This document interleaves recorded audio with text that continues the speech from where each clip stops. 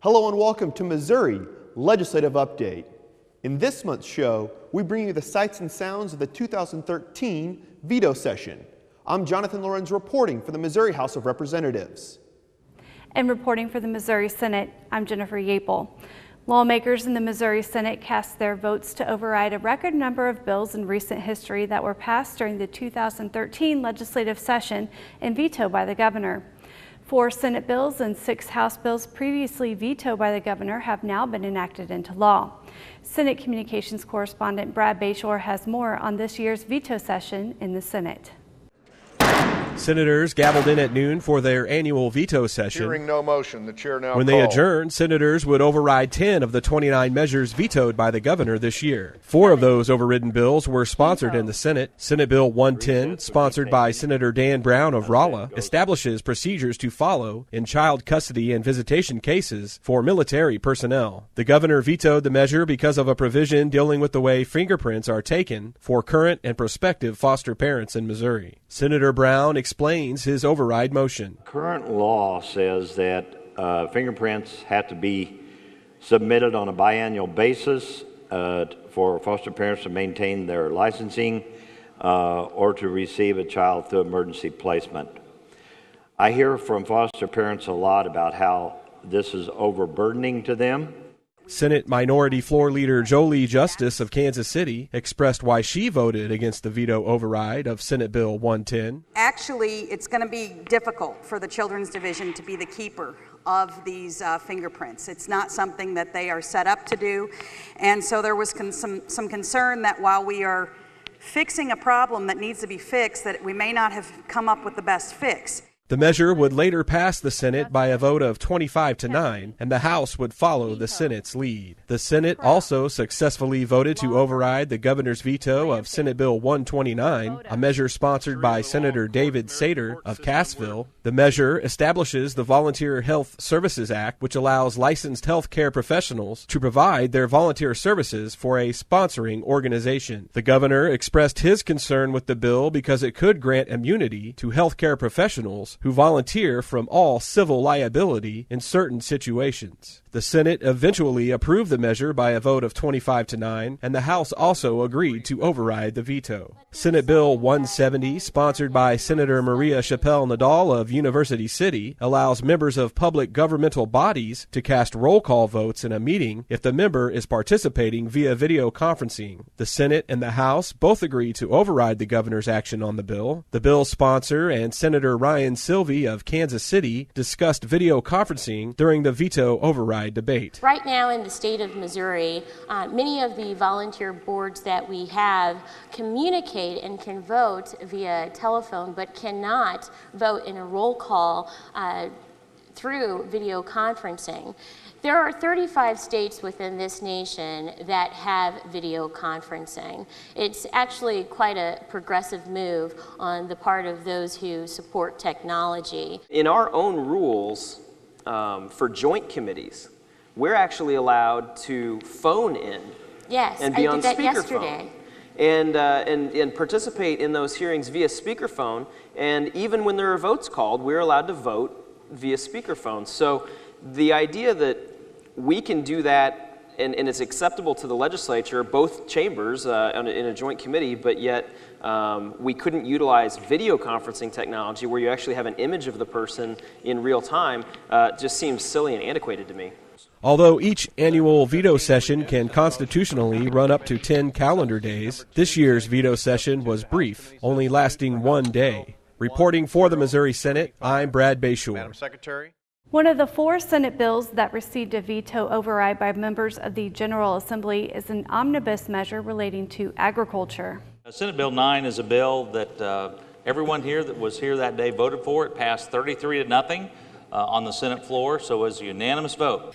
Senate Bill 9 creates the Career and Technical Education Advisory Council, responsible for making recommendations regarding the oversight and procedures for the handling of students' career and technical education organization funds. In addition, the bill allows the University of Missouri Extension Councils to form extension districts. But it also has some much-needed relief in the area of cattle rustling legislation and also the topics of animal abuse neglect, and trespassing. And so because of that, I think it's very important that we bring it up for consideration and an eventual veto override, and I would urge my colleagues for an override. Senate Minority Floor Leader Jolie Justice, who represents a portion of the Kansas City area, shares her concerns with the governor regarding the animal trespass provision and how it would affect urban citizens. She says the bill broadly defines the word animal, meaning law-abiding citizens who fail to control their pets on their property could be incarcerated under this law. I think that there is a reason that we need to discuss animal trespass, specifically as it relates to livestock. I think we need to slow it down, though, and make sure that we have a bill that's not overbroad and doesn't keep someone like me, who's constantly mending the fence in my yard but still has escaped animals, including some shifty little Italian greyhounds that keep figuring out where the loose planks are and busting out. I don't want to be facing jail time because I'm not able to keep my perimeter secure in my urban setting. Another one of the governor's main objections to Senate Bill 9 stated the legislation would allow up to 1% of Missouri agricultural land to be owned by foreign entities, a policy decision, according to the governor, that should be made by the people through their elected representatives after the issue has been sufficiently vetted and openly considered. The bill's sponsor, Senator David Pierce of Warrensburg, describes how this currently affects Missouri. Currently, agricultural land by foreign investors is prohibited. And so what is happening are there are foreign entities that come in and somewhat skirt around the law, maybe find someone else to proxies to become ownership of that land. And so the current state statute really isn't working. Senator David Sater, who represents 5 counties in southwest Missouri, explains how this provision will help a company in his district, a dairy farming business from New Zealand that set up shop in southwest Missouri due to its similar climate and affordable farmland. He says this company hires many citizens from the area to run its operations, which provides an economic boost for jobs and local production of goods, such as milk. I think what this will do is add some transparency to foreign ownership. Right now, through the use of proxies and other legal means, they're able to obtain the land, but yet not be known that they're the ones that are doing it. So this will add some transparency. However, some senators find this provision in Senate Bill 9 contradicts another measure up for consideration of a veto override. I find it interesting that in this bill, we're seemingly voting to support the globalization of the economy, and I think that is the natural evolution of the world. But in a little bit, we're going to bring up Agenda 21, and we're going to bring up this Sharia law American court system where it seems like we're sending the message that we don't want anybody to come to Missouri to do business. Senate Bill 9 gained the 23 votes needed to override the governor's veto, and the bill will now become law. To see a complete list of bills vetoed by the governor and the legislature's action on those bills during the annual veto session, visit senate.mo.gov. Lawmakers wrapped up the 2013 veto session by overriding Governor Jay Nixon's veto pen 10 times. In this next story, we catch up with leaders from both sides of the aisle in the Missouri House to get their thoughts on the 2013 veto session. Ayes have it. The Missouri House gavelled in for the annual veto session with a full agenda, but before debate began, lawmakers elected Representative Denny Hoskins of Warrensburg to fill the vacant office of Speaker Pro Tem. Listen.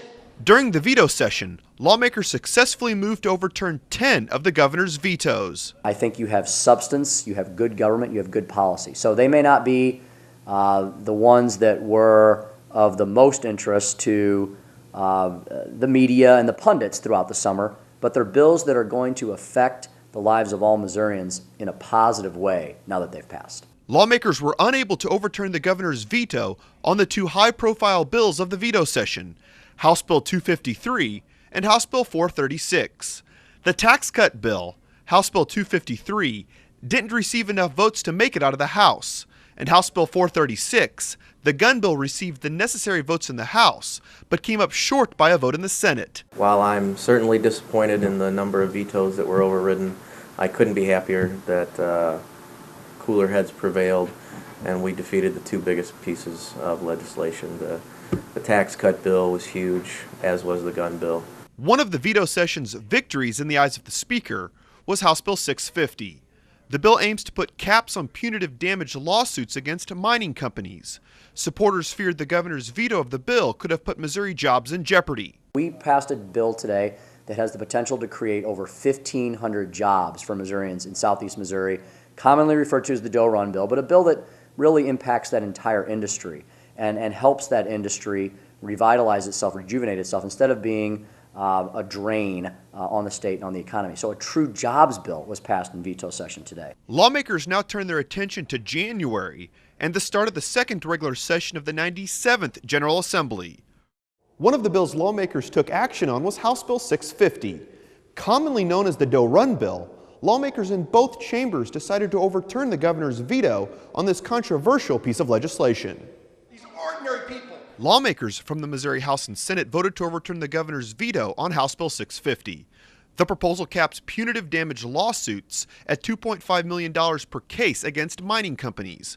At the center of the proposal is a lead-producing company named Doe Run, which produces more than 1,600 jobs on the eastern side of the state. The simple fact of the matter is, without passing this provision, we're going to lose jobs here in Missouri. However, opponents don't view it in the same light. They believe the bill picks winners and losers. This bill asks us to carve out a special tailored exception to the established law of our land, not for Missouri families, not for Missouri companies, but for the subsidiaries of one out-of-state company that happens to have outsized in-state influence, and that is just wrong. I'm not going to sit in this chamber and allow something to happen that destroys the 1,600 family-supporting jobs in an area of our state that doesn't have very many. To me, that's what this bill's about, Mr. Speaker. The Missouri House voted to overturn the governor's veto by a vote of 110 to 50. The Senate also voted the same motion by a vote of 26 to 8. Up next on Missouri, legislative update. One of the state's top newsmakers sits down with a member of the Missouri Senate to talk about the state's long-term spending plans. That's after the break on Missouri Legislative Update.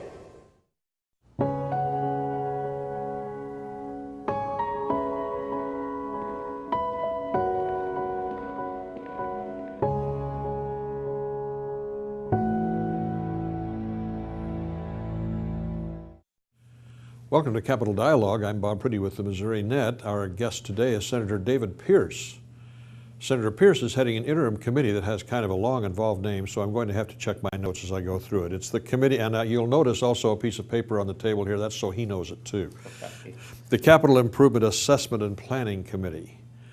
That's kind of a long thing, but is it tied into the bond issue discussions? Well, it certainly is related to that. President Pro Tem of the Senate, Tom Dempsey, appointed this committee to take a look at the long-term needs of the Capitol, of all the buildings that the state of Missouri has. And there was some discussion last year and even the year before about a bonding proposal to take a look at some of the building needs of our state. You can't very well do a bond issue proposal until you know what's needed, how much money might be involved. What are you finding? A lot of money, a lot of proposals? Well, there's a great need out there, and the state has over 3,500 buildings in their inventory. That doesn't include Department of Natural Resources, state parks. It doesn't include higher education. So it's a huge inventory the state's responsible for. Our committee has already met several times in the central part of the state in Jefferson City, going to be going to the Fulton area as well as St. Louis and then Kansas City later this fall to take a really hands-on look at what some of the needs are in our state. Are there things that you already are recognizing as kind of givens that have to be on any list? Well, I think that the Fulton State Mental Hospital is one that has to be very, very high on the list, if not number one. It's a facility that serves the entire state of Missouri. Every county has need and representation in that facility. It's old, it's outdated, it's not good for the patients nor the employees that are there, and just really needs to be totally redone. It's expensive. It would be well over $200 million because you have to keep it functioning while you're building a new one as well. And so I think that's going to be our number one need. And the committee will actually walk through there and they'll talk with the employees that work at that facility. The Fulton Mental Hospital is kind of a dual, at least dual function facility because it's not only a mental hospital, but it's also a housing place for the criminally insane Right. people. Mm-hmm. So there's different levels of security that are involved in that discussion, are there not? It's exactly. It has two purposes, and so it's not a prison necessarily. It is a hospital as well. And one thing that I'm really concerned about is providing a safe working environment for our employees. Traditionally, that is where we have the #1 amount of claims in workers' comp, our employees at the state mental hospital. And we need to take care of those employees. They deserve better. And also the people that they're treating, they need a good facility as well. Here we are in the Capitol. Mm-hmm. A lot of people say this building needs a lot of help. Have you looked at that very much at all? Or have people come to you already with lists? Well, the state capitol is a beautiful facility. You know more about this building than probably anybody, and your book that you helped write is a tremendous legacy for this building. And I think we owe it to the citizens of Missouri, not only today, but the ones generations to come, that we maintain this. A state capitol is a symbol of your state. And if you let it go into disrepair and crumble, if it's a place that people aren't proud to see, I think that sends a message for your state. And that's the same way it is for every state in the country as well as the U.S. Capitol. There is great need. And the building is basically not doing well. It's over 100 years old, and there are certain things that need to be done. The cost of just maintaining the exterior, the stonework, the tuck pointing, new windows, sealing the building, the price tag of that is about $50 million alone. And that doesn't include some of the interior things that need to be done as well. How did we get in this situation with so many of our buildings needing so much help and making it necessary for you to have a committee? How did we get here? Well, I think our budgets have been very tight. In Missouri, we cannot deficit spend, so we cannot spend money that we don't have. And I think the legislature's feeling has been that buildings might not be a high priority. Some of the programs that we have, balanced in the budget, growing the economy, have been priorities that need to be met first. However, those needs can't go unmet forever. And it's really been about since the year 2000 that we've had any money that would go directly toward capital improvements. And I think now people see that there's a need to maintain those buildings. Well, we've come out of a recession. We've also come out of a series of revenue reductions, tax cuts and the like, and your party proposes even more. How are we going to keep up even once we get things done with a bond issue, assuming we have a bond issue? Well, I think one thing that you had mentioned about my party, one thing we're trying to do is to grow the economy, and that's always a tough balance. How much do you have in taxes that will help maintain the existing needs of our state, and yet not being a disincentive for growth in our state? And so we're hopeful that will happen this year. Now, at the end of this last fiscal year, we had a surplus, and that's a good thing. And so this is the time really to take a look at what those long-term needs are. What are some ways that we can maintain some of those buildings that we have and maintain them for the future? As you look at this, it's not just assessments, but it's planning. Are you looking at the potential, for example, of some state buildings that we just don't need, that we can either tear down, abandon, sell, get rid of, do something with? That's certainly part of the equation. And if there are some things that for example, if we have that are in long-term leases that we can do it cheaper, that they're on the state's roll, maybe that's the way to do it. Are there some things that we can do without? And with folks being able to commute electronically and not physically having to be there, those are some things to look at as well. Another thing Tom Dempsey has tasked this committee to look at are what are some ways that we can help maybe encourage private giving, and maybe that's more on the higher education aspect or with our state parks, but what are some ways that we can encourage folks to donate, maybe have naming rights, maybe being able to be involved in the building projects. And so that's another thing that we're going to take a look at and try to encourage. State government, state buildings, state facilities, many times are very important to the economy of our communities. You look at cities that have prisons, for example. That really revitalized an economy of some of our small towns. And other state facilities have the same impact in one degree or another. Are you going to be in a position where somewhere down the road you're going to have to simply say to some communities, look, we don't need this state facility in your town anymore. I know it's going to hurt your economy, but are you and your colleagues going to sooner or later have to say to some communities, I'm sorry, we just can't afford to keep pumping up your economy with a building we don't need? Well, I don't think state government should ever confuse itself with it being a jobs type program. That is not the purpose for state government. It is to provide needed services for our state. And if a community can get the benefit of it, that's fine, and it does provide an economic input. I wouldn't say the main purpose of this committee is to take a look at what programs to be discontinued. It's mainly taking a look at the infrastructure that's there and that needs to be taken care of. When we come back, Bob Priddy returns with State Senator Joseph Keaveny of St. Louis to talk more about capital improvements throughout the state. Stay tuned.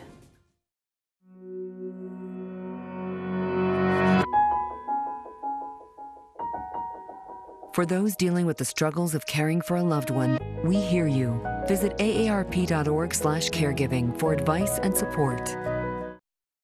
We're continuing our discussion of capital improvements. Our guest on this part of the program is Senator Joseph Keaveny, who is from St. Louis. He's a member of the Capital Improvements Committee, which has had a couple of meetings this summer, and I assume there's going to be a lot more talking before the session starts in January. But are you finding a list of capital improvements is something that's pretty difficult to control because everybody's probably going to want something? Well, there's no question we have a list of deferred maintenance, and it's quite a long list. And it's by department. And we have a database that tracks the maintenance and the improvements that need to be made. So we're working off that. Right now, the budget item's about $700 million. I've heard talk of as much as $1.2 billion, maybe a little bit more, that people are talking about in some of these capital improvements bills that include deferred maintenance and some other projects. Can the state afford to go that far in debt? Well, you know, sure, yes. The short answer is yes, the state can afford it. Now, is it prudent for the state to do it? Someplace, it's going to be someplace in between, you know, the $1.2 billion and the $700 million, I would think. When this whole thing got started in terms of discussion in the legislature a couple of years ago now, the idea was that interest rates are way low and this is a good time to borrow money. Things have changed a little bit since then. The interest rates have started to come up. Is it still a bargain? I believe so. You know, we have a lot of tradesmen that aren't working. If you talk to most of the tradespeople in the state, 30–40% of their members are still on the bench. Bids are going to be very competitive. You're right, the interest rates have ticked up a little bit, so that should give us a bigger sense of urgency. We missed the bargain basement price. We should do it soon. Are there some things that the committee and everybody else in the legislature already pretty well agrees are essential parts of this package? As a matter of fact, there is. This afternoon, we're going up to the Fulton State Hospital to take a tour of that facility. It's one of the most dangerous places to work in the state. It was designed and built in the 1920s, so you can imagine what it looks like. So the members of the committee go up and take a look at it and see what needs to be done. There's already been a sizable appropriation to start the design phase.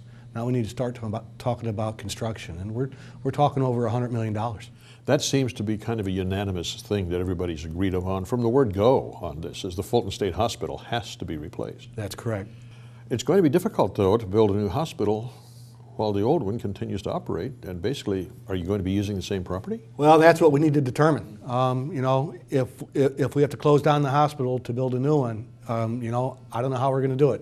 So we got to figure out a way to build a new hospital and adjacent property and then destroy the old one, or what we're going to do. But we're going to go up and take a look at it. Higher education have a big slice of this capital improvements issue too? As a matter of fact, we toured the University of Missouri St. Louis. You know, they have a science building there that hasn't been upgraded in 40 years. Now, the focus of education now is the STEM area, and we've got a chemistry building that the chemistry labs are 40 years old. So that goes back almost to the beginning of UMSL, doesn't it? It's one of the first buildings built up there. Now that's one of the things I've heard discussed in previous years when we've talked about just straight appropriations for capital improvements, let alone this, is the number of labs in our universities that are so far out of date. It's gotten to the point at UMSL where they are going to build a new addition out of their budget over the next 10 years so that we can come in and vacate the portion that they are want to renovate, so that when we get an appropriation together, there'll be space where they can get started. How can our higher education institutions keep up with the increasing demand for scientific research? If we have a situation like you do at UMSL, and I've heard at other campuses too, there are some labs that are so far out of date they're almost useless, as some people put it. Well, you know, it's incumbent upon the legislature to make the appropriations. We have to spend the money. You can talk the talk, but now it's time to walk the walk. We need to make these investments. We need we're talking about being competitive in a world market. Does it bother you that we're in a position where we have to borrow $1 billion, we'll say, because through the years the legislature has not appropriated money to keep these things up to date as time went by? Well, I'm not sure bother's a good word. I think it was very short-sighted of the legislature in the past. I think we need to be more forward-looking, and we need to catch up. And we can do it incrementally, or we can do it in one big step. But we need to catch up and make these investments so that our young people can be competitive in the workplace. How do you explain to the folks back home that the state of Missouri is going to potentially borrow $1 billion? At the same time, it's going to cut taxes instead of spending money to maintain its properties, or in fact to keep a cash flow going to pay the debt from this, to pay off this debt? Well, I think Missouri is already a very low tax state. I see no urgency to cut taxes.